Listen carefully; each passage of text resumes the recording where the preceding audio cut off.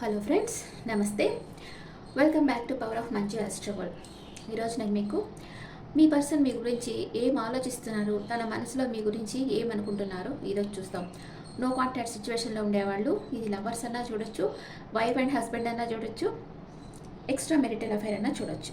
Okay, ఇప్పుడు నేను ఒక దాని గురించి చెప్పాలనుకుంటున్నా. ఇప్పుడు చాలామంది నో కాంటాక్ట్ సిచ్యువేషన్ వల్ల వాళ్ళ ఒకలాంటి నిర్లిప్తత అట్లాగైపోతున్నారు కదా. ఏ పని చేసేదానికి ఇంట్రెస్ట్ లేకుండా, ఎవరితో మాట్లాడకుండా, ఒక ఉదాసీనత అలా వచ్చేస్తుంది కదా మీకు.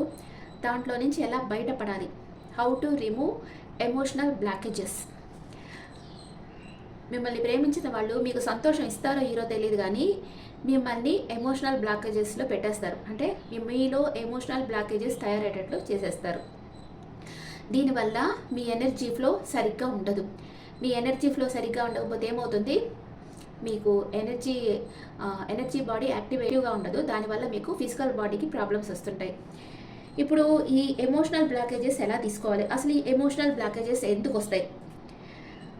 ఇది చాలా వరకు మీ పార్ట్నర్ నిర్లక్ష్యం వల్ల, లేదా మీ లవ్వర్ మిమ్మల్ని పట్టించుకోకుండా ఉండడం వల్ల, లేదా మీరు ఎంతో ప్రేమించిన వ్యక్తి మీకు దూరం అవ్వడం వల్ల, వాళ్ళు పట్టించుకోకపోయినా, వాళ్ళు వేరే దేశంకి వెళ్ళిపోయినా, మీకు చాలా దూరం అయిపోయినా, మీరు చూడలేని స్టేట్లోకి వెళ్ళటం, మీకు ఈ ఎమోషనల్ బ్లాకేజెస్ అనేవి క్రియేట్ అవుతాయి.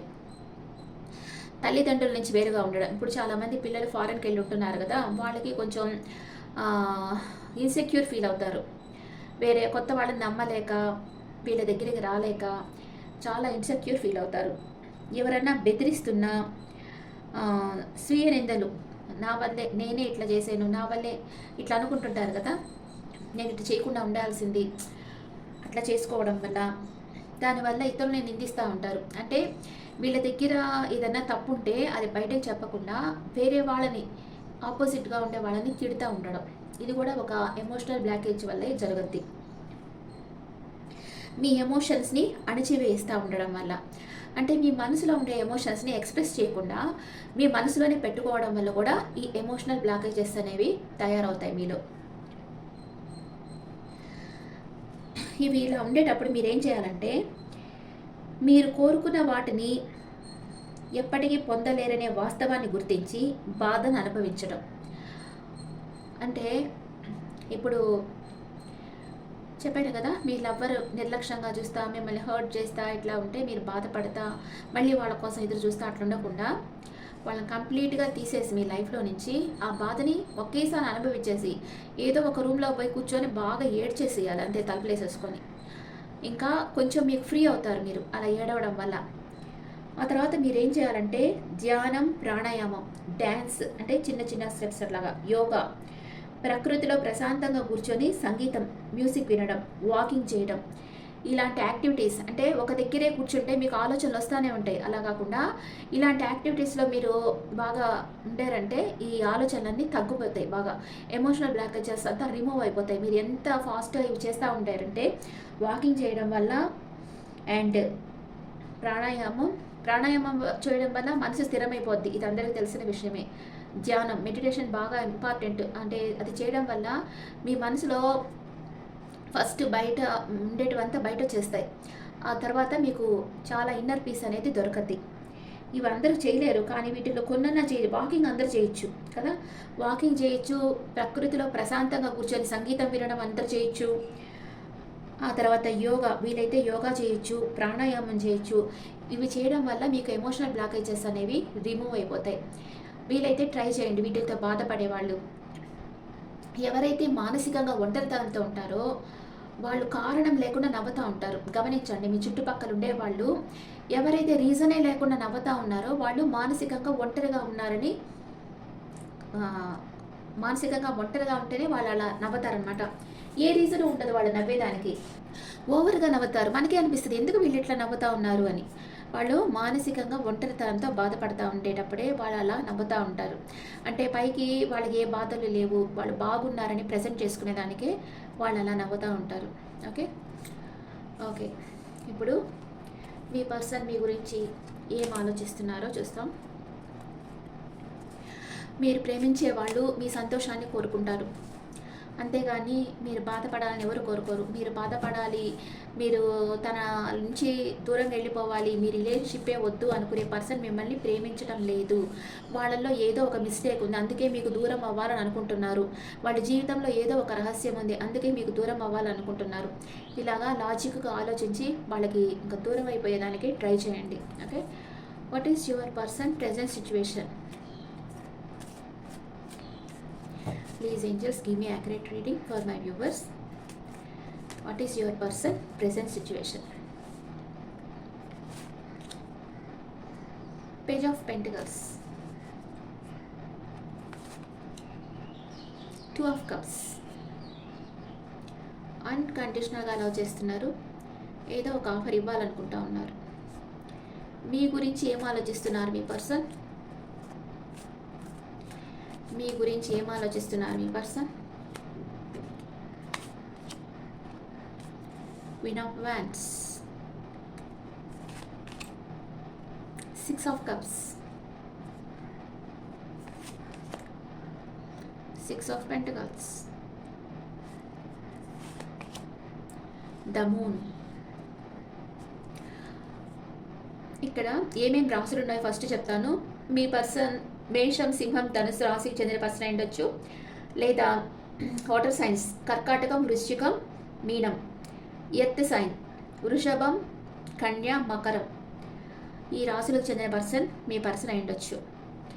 ఇక్కడ నెంబర్ 666 అండ్ 9 వచ్చింది. మీ పర్సన్ మీ మీద చాలా ప్యాషనేట్గా ఉన్నారు. ఫిజికల్ అట్రాక్షన్ స్ట్రాంగ్గా ఉంది. అండ్ కానీ మీ పర్సన్కి ధైర్యమే తక్కువగా ఉంది. తన ఎమోషన్స్ ఎక్స్ప్రెస్ చేసేదానికి ధైర్యం చాలటం లేదు. తన మనసులో ఏదో బాధపడతా ఉన్నాడు. తన మనసులో ఏదో ఒక సీక్రెట్ ఉంది. అండ్ మీతో రీయూనియన్ కావాలనే కోరుకుంటున్నారు. ప్యాషనేట్ న్యూ బిగినింగ్ చేయాలనుకుంటున్నారు మీతో. మీరు ఈ రిలేషన్షిప్ ఎండ్ అయిపోయింది అనుకుంటున్నారు, కానీ ఇది చిగురిస్తూ ఉంది.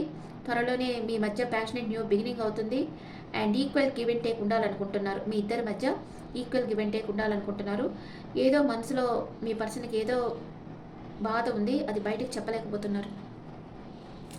మీరేమనుకుంటున్నారు మీ పర్సన్ గురించి?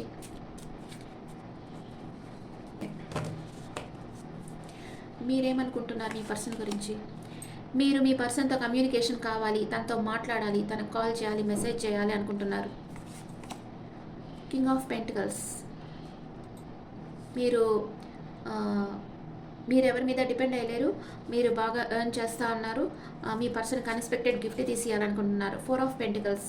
మీ పర్సన్ని మీరు చాలా డీప్గా లవ్ చేస్తూ ఉన్నారు. పొసెసివ్గా ఉన్నారు. మీ పర్సన్ మీకే సొంతం, ఇంకెవరు తన దగ్గర కూడా రాకూడదు అనుకుంటా ఉన్నారు. మీ పర్సన్ దగ్గరికి వెళ్ళాలనుకుంటున్నారు. చారియట్ కార్డ్ వచ్చింది. ఓకే, పాజిటివ్గానే వచ్చాయి కార్డ్స్ అంతా. Mutual feelings. ఇద్దరు ఏమనుకుంటున్నారు? ఇక్కడ 8 ఆఫ్ వాండ్స్ అంటే మీ పర్సన్ కమ్యూనికేషన్ మీరు ఎక్స్పెక్ట్ చేస్తున్నారు మీ పర్సన్ దగ్గర నుంచి కమ్యూనికేషన్. మీ పర్సన్ కాల్ చేస్తే బాగుండు, మెసేజ్ చేస్తే బాగుండు అనుకుంటున్నారు. అండ్ మీరు మీ పర్సన్ కోసం చాలా ఓపికగా ఎదురు చూస్తూ ఉన్నారు. మీరు చాలా నమ్మకమైన వ్యక్తి, కానీ మీ పర్సన్ మిమ్మల్ని అర్థం చేసుకోవటం లేదు. మీరు మీ లైఫ్ పార్ట్నర్ని, కిడ్స్ని చాలా జాగ్రత్తగా చూసుకోగలరు. ఆ విధంగా మీ ప్రేమను షో చేస్తారు, కానీ మీరు ఎమోషన్స్ని బయటికి చెప్పరు. మీరు అన్ని విధాలా మీ పర్సన్కి తగిన వ్యక్తి. మీరు ఎవరి నుంచి అయితే కాల్ ఆర్ మెసేజ్ ఎక్స్పెక్ట్ చేస్తూ ఉంటారో వాళ్ళ దగ్గర నుంచి మీకు న్యూస్ వస్తుంది. మీ రిలేషన్షిప్ నెక్స్ట్ లెవెల్కి వెళ్తుంది. మీ ఇద్దరి మధ్య కాన్వర్సేషన్ వస్తుంది. ఎగ్జైట్మెంట్ వస్తుంది మీకు. అండ్ మీ హార్ట్ బీట్ పెరుగుతుంది. అంతే కదా, మీకు ఇష్టమైన పర్సన్ కాల్ చేస్తే మీకు ఎలా ఉంటుంది? సూపర్గా ఉంటుంది కదా. ఆ ఫోన్ మీద వాళ్ళ పేరు వచ్చి కాలింగ్ అని వస్తే మీకు అట్లాగే ఒక పులకింత ఆ తర్వాత వచ్చి ఒక సంతోషం, మనసంతా సంతోషం అయిపోద్ది కదా మీ పర్సన్ మీకు కాల్ చేస్తే. పాజిటివ్గా థింక్ చేయండి. మీ పర్సన్ మీ దగ్గరకు వస్తున్నారు. మీ లవ్ లైఫ్లో మీకు సక్సెస్ అనేది వస్తుంది. మీ ఇద్దరు ఒకరినొకరు చాలా డీప్గా లవ్ చేసుకుంటున్నారు. మీ పర్సన్ మిమ్మల్ని అన్కండిషనల్గా లవ్ చేస్తున్నారు. ఇక్కడ మ్యూచువల్ ఫీలింగ్స్ చూస్తాం. ఇద్దరు ఏమనుకుంటా ఉన్నారు? ఇద్దరు టైం స్పెండ్ చేయాలనుకుంటున్నారు. థర్డ్ పార్టీ సిచ్యువేషన్ ఉందేమో అని భయపడతా ఉన్నారు.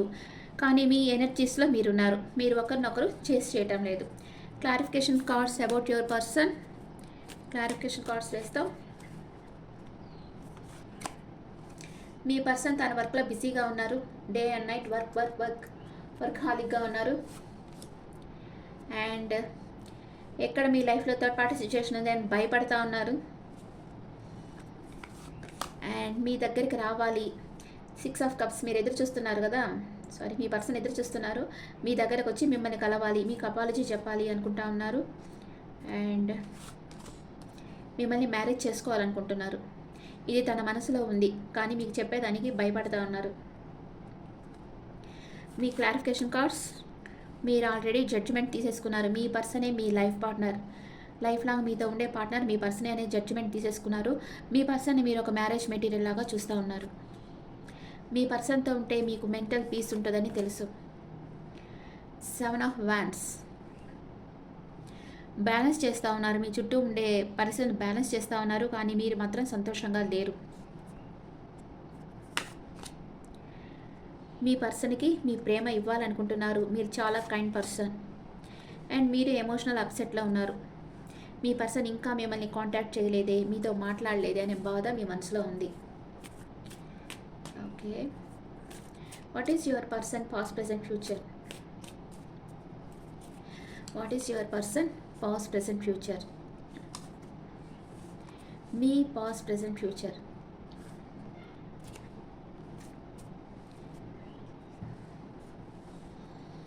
మీ పర్సన్ పాస్ట్లో మీరే తన విష్ ఫుల్ఫిల్మెంట్ అనుకున్నారు. చాలా హ్యాపీగా ఉండేరు, చాలా సంతోషంగా ఉండేరు. మెటీరియల్ థింగ్స్ అంతా తన లైఫ్లో సమృద్ధిగా ఉండే. ఇప్పుడు హెర్మిట్ ఎనర్జీకి వెళ్ళిపోయారు. అంటే తన జీవితంలో జరిగేది కరెక్ట్గా జరుగుతుందా లేదా, ఒక హెర్మిట్ ఎనర్జీలోకి వెళ్ళి ఆలోచిస్తూ ఉన్నారు. మన లైఫ్లో అన్నీ కరెక్ట్గా జరుగుతున్నాయా లేదా అని ఆలోచిస్తూ ఉన్నారు.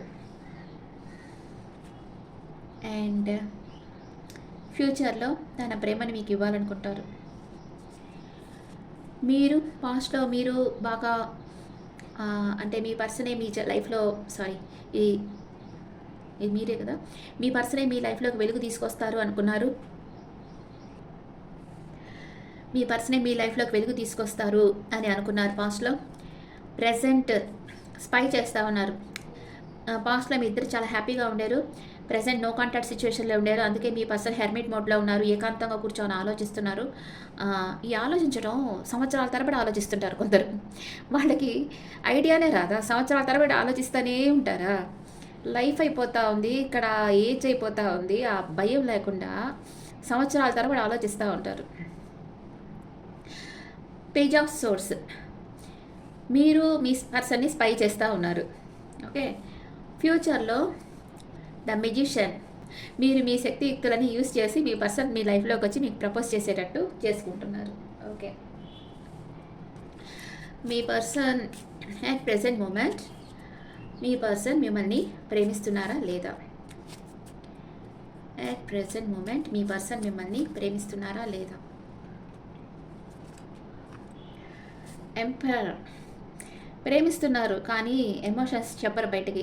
చెప్తే మీరు సంతోషపడిపోతారు కదా, అందుకని చెప్పరు. చాలా ఈగో ఉంది మీ పర్సన్కి.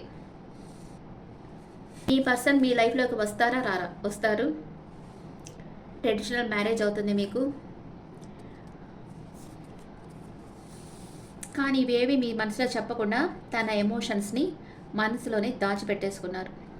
మీ పర్సన్కి మీతో మాట్లాడాలండి, మిమ్మల్ని ప్రేమిస్తున్నారు, మిమ్మల్ని మ్యారేజ్ చేసుకోవాలండి, ప్రేమ ఉంది. కానీ ఏదో ఒక కారణం తనని వెనక్కి లాగుతూ ఉంది. తన ఎమోషన్స్ని మీతో షేర్ చేసుకోకుండా చేస్తుంది. మీ పర్సన్ మీ లైఫ్లోకి వస్తే ఎన్ని రోజులకు వస్తారు? మీ పర్సన్ మీ లైఫ్లోకి వస్తే ఎన్ని రోజులకు వస్తారు?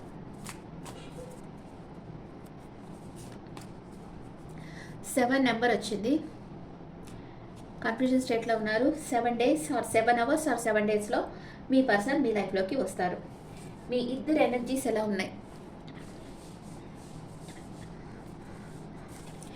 మీ ఇద్దరు ఎనర్జీస్ ఎలా ఉన్నాయి? మీ పర్సన్ హోల్డ్ బ్యాక్ చేస్తున్నారు. తన ఫీలింగ్స్ ఏం చెప్పుకోకుండా మీతో మిమ్మల్ని అందరూ అప్రిషియేట్ చేస్తున్నారు. అండ్ మ్యూచువల్ ఇద్దరు యాంగ్జైటీగా ఉన్నారు. అండ్ మీ లవ్ లైఫ్ ఎలా ఉంది? మీ లవ్ లైఫ్ ఎలా ఉంది? ట్రస్ట్, ఇద్దరు ఒకరి మీద ఒకరి నమ్మకాన్ని ఉంచండి. కొంచెం ట్రస్ట్ ఇష్యూస్ ఉన్నాయి. అంటే మీ పర్సన్ మీ లైఫ్లో ఎవరన్నా ఉన్నారని, మీరు మీ పర్సన్ లైఫ్లో ఎవరన్నా ఉన్నారని మిస్అండర్స్టాండింగ్స్ వల్ల మీరిద్దరు సపరేషన్లో ఉన్నారు. మీ రిలేషన్షిప్కి ఇంకో ఛాన్స్ ఇవ్వండి.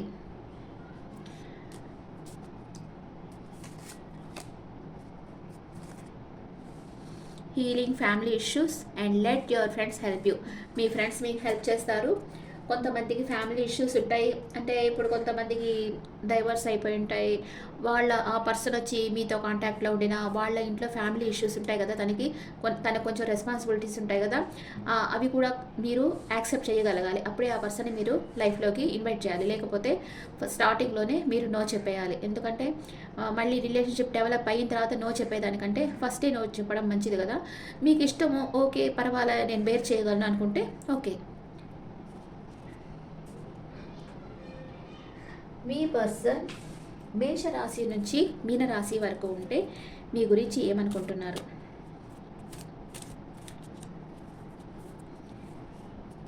పౌర్ణమిలో చాలామందికి ఆర్గ్యుమెంట్ వచ్చినట్టుంది కదా. అది అందరిళ్లలో వస్తుంది సహజంగా. కావాలంటే గమనించండి, పౌర్ణమి అమావాస్యల్లో అనుకోకుండా వచ్చేస్తుంటాయి ఆర్గ్యుమెంట్స్. అది మీరు పెద్ద ఇష్యూ చేయాల్సిన అవసరం లేదు.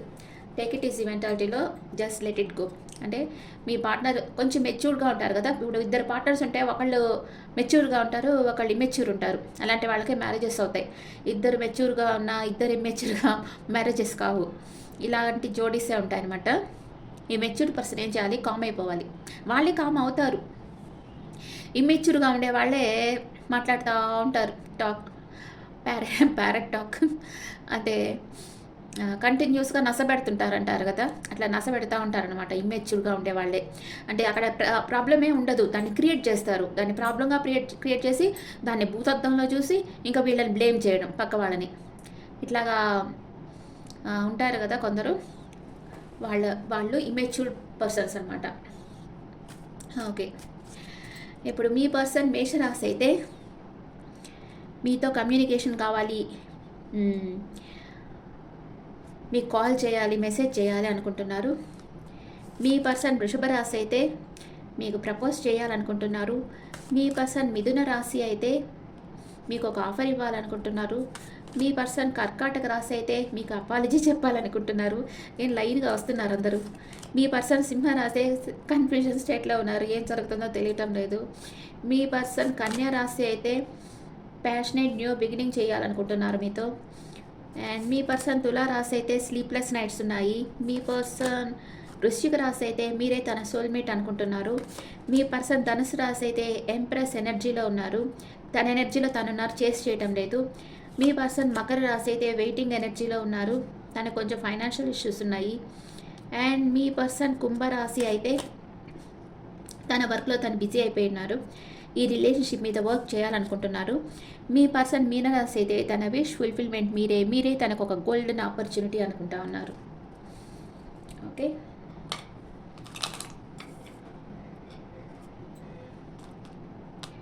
VQWMKPGO ఈ లెటర్స్తో మీ పర్సన్ నేమ్ స్టార్ట్ కావచ్చు.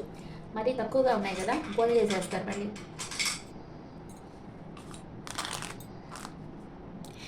CASUXNYJDR. ఓకే, ఇది మీ పర్సన్ నేమ్. ఈ నేమ్లో మనం ఈరోజు ఎస్ లెటర్ గురించి చెప్పుకుంటాం. ఎస్ లెటర్లో పేరు పెట్టుకున్న వాళ్ళు బాగా ఫేమస్ అవుతారు, అన్నీ ఉంటాయి. ఎస్ వచ్చి ఒక సర్పం ఆకారంలో ఉంటుంది ఇది. వీళ్ళు కొంచెం నిగూఢంగా ఉంటారు మనసులో, అంటే కొంచెం ఈర్ష్య ద్వేషాలు ఎక్కువగా ఉంటాయి వీళ్ళకి. ఎస్ లెటర్ వాళ్ళకి ఈ సర్పం లాగా ఉంది కదా, ఆ సర్ప గుణం ఉంటుంది అనమాట. ఇంకా అర్థం చేసుకోండి S letter. Okay, okay friends, this is the reading for all science. ఈ రీడింగ్ మీకు నచ్చితే నా ఛానల్ లైక్ చేయండి, షేర్ చేయండి, నోటిఫికేషన్ బెల్ ఐకాన్ క్లిక్ చేయండి. మీకు పర్సనల్ రీడింగ్ కావాలన్నా, టారెట్ రీడింగ్ క్లాసెస్ కావాలన్నా నా నెంబర్కి కాంటాక్ట్ అవ్వండి. అండ్ మీ ఒపీనియన్స్ నాకు కమెంట్స్లో పెట్టండి. Thank you.